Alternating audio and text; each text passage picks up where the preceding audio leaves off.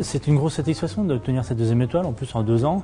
Entre les deux, avec le titre meilleur ouvrier de France, qui valorise aussi un peu l'ensemble. Donc c'est une récompense pour toute l'équipe, mais c'est surtout un bien-être pour cette maison, pour essayer de grandir encore plus. Le champagne est très présent ici, très important. On l'associe énormément avec les plats. On fait des menus autour du champagne et association mets et champagne pour essayer de retrouver chaque caractéristique sur du rosé, sur du brut. Donc vraiment, on essaie de valoriser ce vin de gastronomie depuis moi. Là, on va partir sur un carpaccio de Saint-Jacques qui était mariné avec du pamplemousse et du brocoli. Au fond de l'assiette, on a déjà détaillé les lamelles de Saint-Jacques, sur lesquelles on a badigeonné une vinaigrette à base de pamplemousse, miel et huile d'olive, assaisonné sel, poivre. Puis on a commencé à mettre les petits segments de pamplemousse.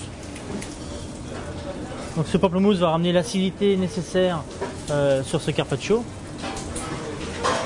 Donc là on a coupé au brocoli toutes les petites sommités, très très fines, qu'on va disposer pareil sur notre carpaccio qui va ramener la fraîcheur sur ce plat.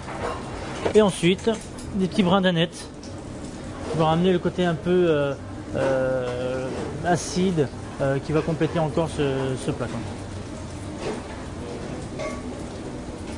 Purée de brocoli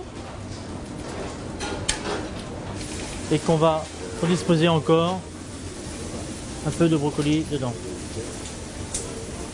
Et au dernier moment, de la fleur de sel pour finir d'assaisonner ce plat.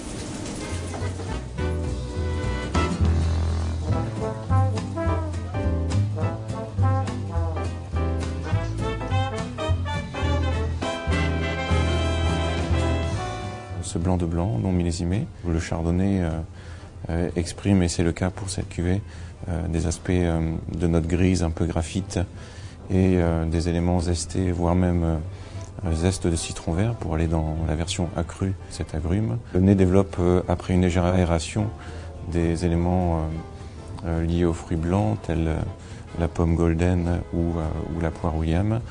La bouche est extrêmement précise, aiguisée, compacte et verticale.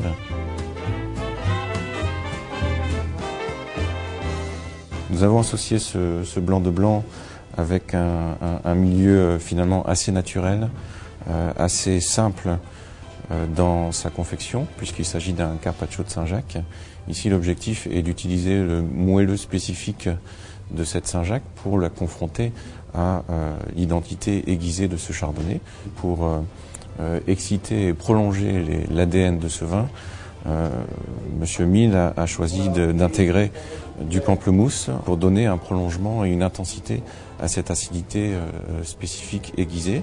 Et la troisième diagonale, qui est une diagonale intéressante, est celle du végétal, qui permet d'offrir une certaine forme lissée d'enrobage autour de cette même énergie.